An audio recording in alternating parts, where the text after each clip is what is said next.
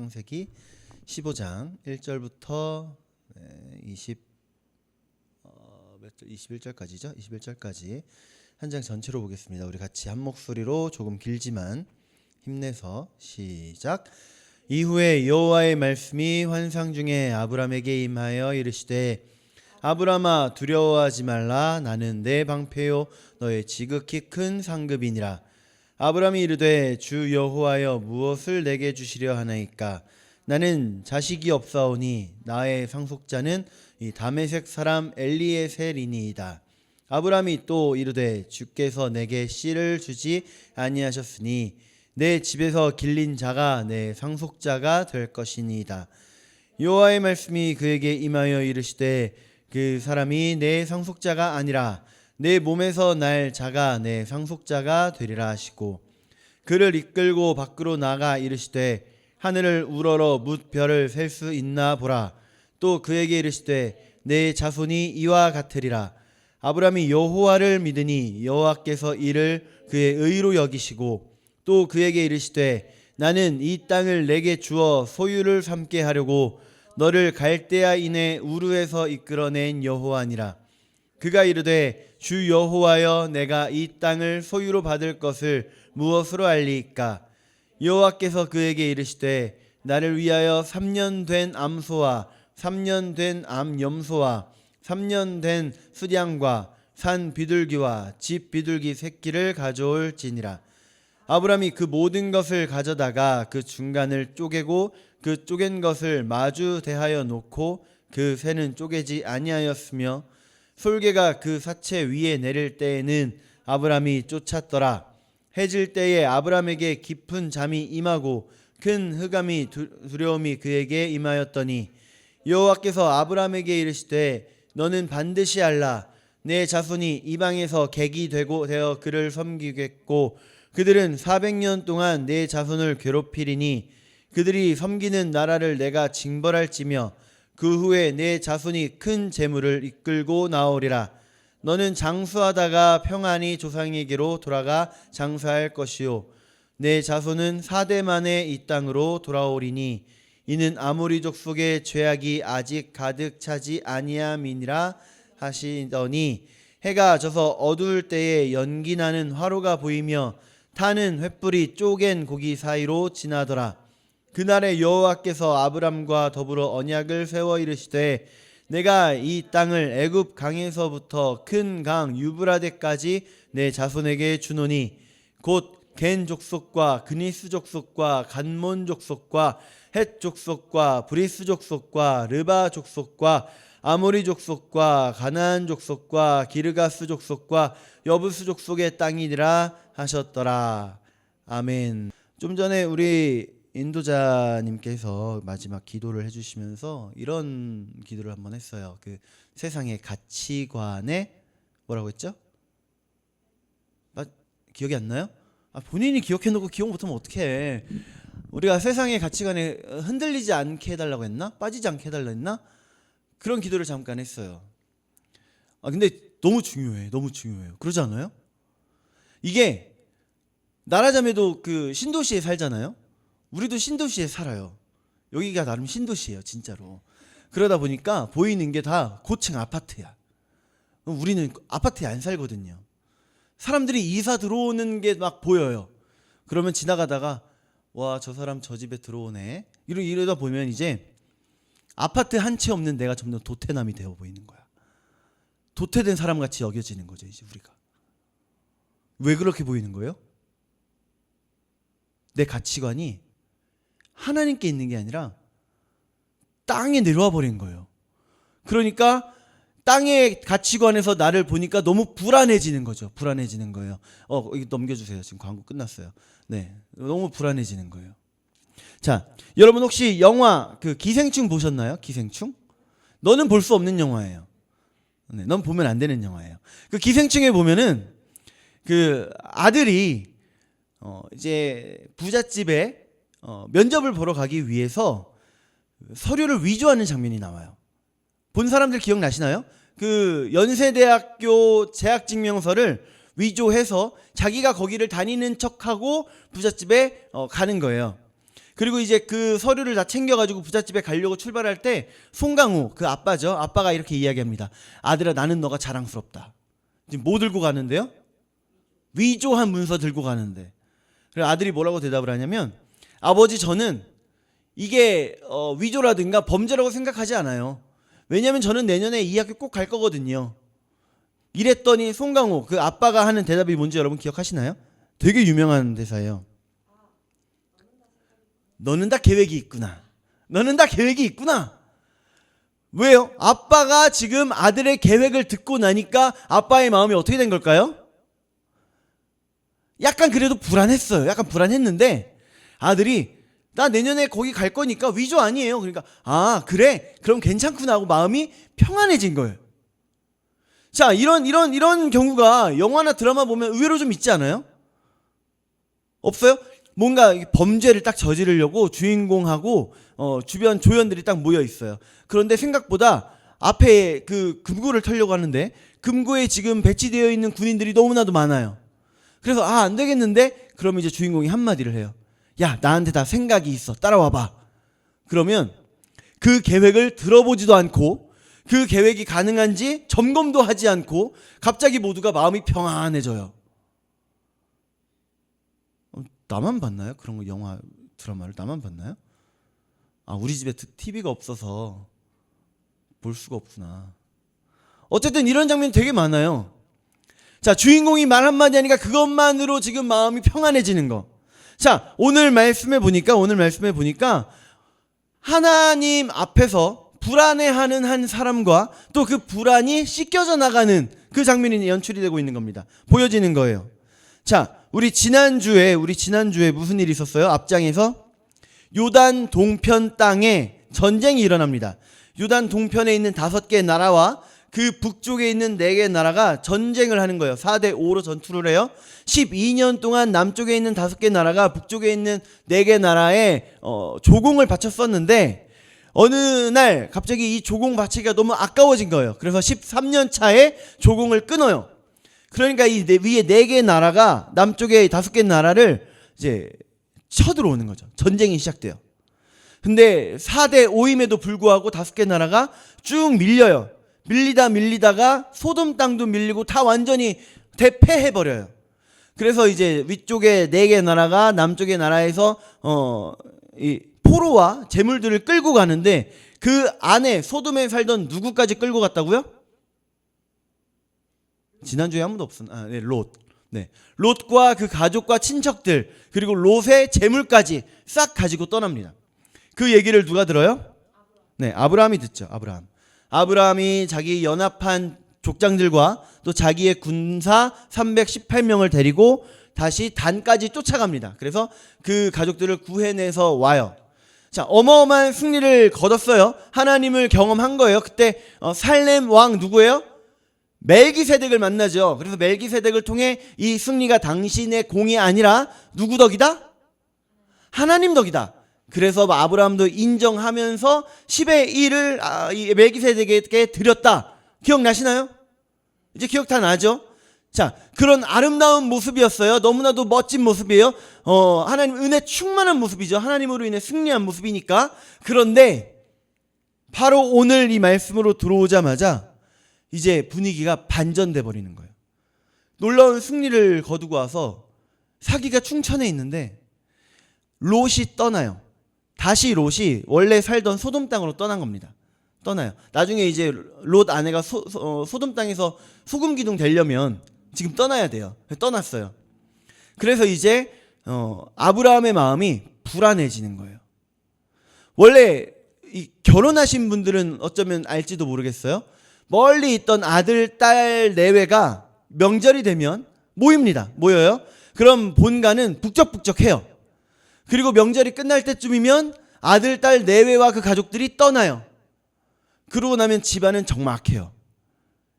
이때 어르신들의 자살률이 올라간답니다. 그렇게 적막해지는 거예요. 지금 이 모습이 롯이 떠난 아브라함에게도 똑같은 모습이 있는 거예요. 그러니까 아브라함은 지금 위쪽에 거대한 나라 4개 국가를 쳐서 이긴 사람이에요. 그러니까 언제든지 위쪽 4개 나라가 나에게 쳐들어와서 복수할지도 모른다고 하는 두려움. 아브라함은 족장이에요. 족장이기 때문에 수많은 재산과 자기의 권력을 이양해줄, 내 대를 이어줄 그 사람이 필요해요. 그런데 롯이 있을 땐 롯에게 주면 되는데 롯까지 떠난 상태, 완전히 허무해져 버린 상태, 공허하고 불안하고 이제는 두렵기까지 한 상태. 영화 속이나 드라마 속에 있는 사람들은 사람의 계획일지라도 그거 한번 듣고 나면 바로 마음이 평안해지는데 오늘 본문의 아브라함에게는요, 더 놀라운 일이 벌어지는 거예요. 더 놀라운 일. 그냥 사람의 계획을 듣는 게 아니라 15장 내내 누가 그 계획을 말씀해 주시는 거예요? 하나님의 원대한 계획을 들려주시는 거예요. 자, 우리 4절 말씀 한번 볼까요? 4절. 자, 시작. 여호와의 말씀이 그에게 임하여 이르시되,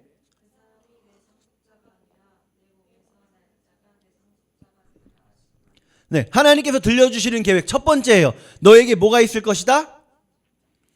네, 상속자, 즉 아들이 있을 것이다. 아들이 있을 것이다. 지금 이 아브라함의 나이를 정확하게 말하기는 좀 어렵지만 그래도 이미 70대가 된 사람이에요. 70대 할아버지. 근데 거기다 대고 내가 뭐가 있을 것이다? 아들이 있을 것이다. 자, 우리 5절도 봐요. 5절 시작. 그를 이끌고 밖으로 나가 하늘을 우러러 뭇 별을 셀 수 있나 보라. 또 그에게 이르시되 내 자손이 이와 같으리라. 아멘. 하나님께서 들려주신 두 번째 계획이요, 어떻게 된다고요? 내 자손이 네, 하늘의 별처럼 큰 민족을 이루게 될 것이다. 큰 민족을 이루게 될 것이다. 자, 13절 14절 이어서 봅니다. 시작. 여호와께서 아브라함에게 이르시되 너는 반드시 알라. 내 자손이 이방에서 객이 되어 그들을 섬기겠고 그들은 400년 동안 내 자손을 괴롭게 하리니 그들이 섬기는 나라를 내가 징벌할지며 그 후에 내 자손이 큰 재물을 이끌고 나오리라. 아멘. 자, 하나님께서 들려주신 계획 세 번째가 뭐예요?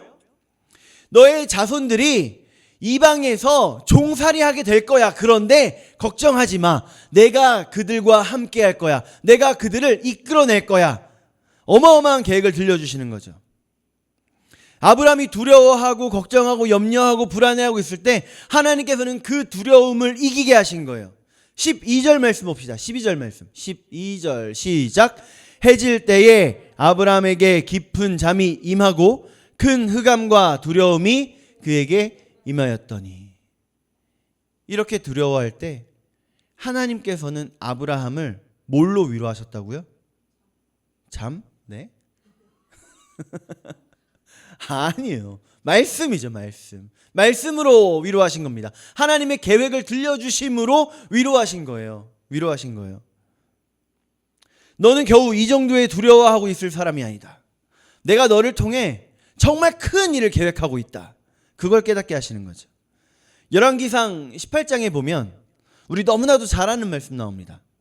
엘리야하고 바알 선지자 450명이 1대 400으로 싸우는 장면.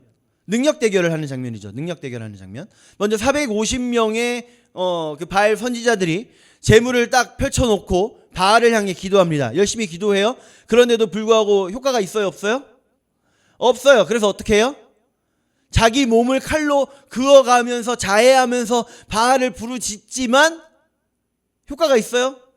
없어요. 엘리야가 조롱하기까지 할 정도로 아무런 효과가 없습니다. 이제 엘리야 차례가 됐어요. 엘리야가 뭘 하라 그래요? 그 재물에다가 뭘 해라? 물 부어라. 물 부어라. 물 부어라. 물 부으면 그 재물이 탈 수 있어요, 없어요? 못하지요. 못 타요. 그런데도 불구하고 물을 부어라. 결국 엘리야가 기도했더니 그 재물이 어떻게 돼요? 타요. 하늘에서 불이 내려서 그 재물을 하나님께서 받으세요. 말씀에 뭐라고 이야기를 하냐면 도랑에 있는 물을 다 말려버리고 그리고 재물도 태우고 돌과 흙까지 어떻게 했다? 태웠다. 그리고 나서 이제 엘리야와 백성들이 450명의 그 바알 선지자들을 다 죽이죠. 자, 아까 얘기했던 아브라함의 놀라운 그 승리와 똑같은 모습이 지금 벌어진 거예요. 그리고 나서 이 아브라함에게 왔던 두려움과 공포, 그 모습 똑같이 지금 엘리야에게도 똑같은 모습이 옵니다. 엘리야가 두려워서 숨어요. 아합이 두려워서 숨어요. 아니요, 아합의 아내 이세벨이 무서워서 숨어요. 이세벨이 무서워서. 그래서 하나님께서 엘리야에게 물으시죠. 너 왜 여기 있냐? 하나님 믿는 사람 다 죽었어요. 하나님의 제사장들 이세벨이 다 죽였습니다. 이제 제 차례예요. 저도 죽이려고 찾고 있어요. 차라리 지금 제 생명을 거두어 주세요 라고까지 기도하잖아요. 그때 하나님께서 두려워하는 엘리야에게 다음 계획을 들려주십니다.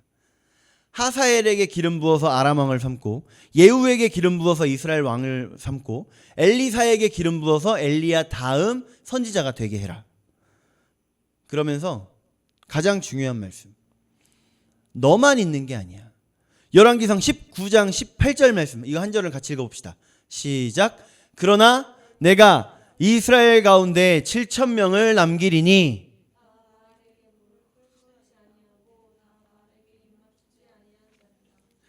네, 아멘. 순결한 사람 몇 명이요? 7,000명. 적은 수예요, 많은 수예요? 많은 수입니다. 여자와 어린이를 뺀 남자만 7,000명을 말하는 거예요, 여기서도. 그렇기 때문에 어마어마한 숫자가 남아있다라는 걸 알려주시는 거죠. 즉, 너 혼자가 아니야. 너 혼자가 아니야. 지금 뭘로 알려주신 거예요? 말씀. 이게 중요한 거예요. 우리에게는 언제나 불안감이 찾아옵니다. 어쩔 수 없어요. 늘 와요. 저도 오잖아요. 이대로 이렇게 돈 없이 살다 보면 이거 세상에서 도태되는 거 아닌가 하는 그런 불안감 저한테도 오잖아요. 그런데 사람이기 때문에 당연한 거예요.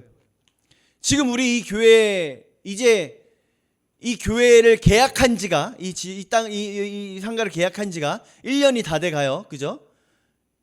아닌가요? 네, 거의 다 돼 가요. 근데 1년 동안 달라진 게 조금 때 타고 까지고 뭐 그런 거 빼고는 없어요. 단 한 명도 늘지 않았어요. 1년 동안. 자, 1년 동안 담임 목사로서의 저의 마음이 어땠을까요? 한 달 지나갈 때마다 불안감이 커져요. 물론 그때마다 하나님께서 하나님의 방법으로 위로해 주시고 참게 해 주셨죠.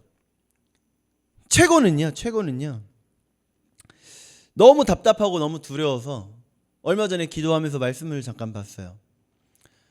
보통 목사님들이 설교 준비할 때 잘 읽지 않는, 본문으로 잘 채택하지 않는 에스겔서, 왠지 거기가 읽고 싶어서 읽었어요. 잠깐 띄워주시겠어요? 에스겔? 제가 넣었나요? 네. 자, 16장 6절 읽어봅시다. 시작. 내가 내 곁으로 지나갈 때에 내가 피투성이가 되어 발짓하는 것을 보고 내게 이르기를 너는 피투성이라도 살아있으라. 내가 이르기를 너는 피투성이라도 살아있으라 하고. 아멘. 아이를 낳았는데 그 아이가 핏덩어리라고 표현을 하잖아요. 여기 피투성이는 그 핏덩어리를 말하는 거예요. 그 핏덩어리에 심지어는 탯줄조차 자르지 않은, 너무나도 지금 금방 꺼져버릴 것 같은 그런 모습의 이스라엘을 보고 하나님께서 너는 살아라. 제발 살아있어라. 살아만 있어다오. 지금 피투성이에 아무것도 아닌 모습 같지만 제발 살아만 있어다오. 하나님께서 그렇게 얘기하시는 거예요. 이 말씀을 읽고 저 혼자 얼마나 감동을 했는지 도저히 숨을 쉴 수 없을 정도로 이게 흐느끼게 되는 거 여러분 아시나요? 그런 상태가 돼버렸어요. 그리고 이제 얼마 전부터 이제 책 좀 다시 읽자 그래서 책 한 지 읽은 지가 꽤 됐어요. 죄송해요. 이제 좀 다시 좀 책 좀 읽어보자 하고 얼마 전에 그 한국교회 섬김의 날 그 사랑의 교회에서 했던 거 그때 경험도 있고 해서 이 오정현 목사님의 온전론이라고 하는 얼마 전에 지으신 그 책을 읽기 시작했습니다.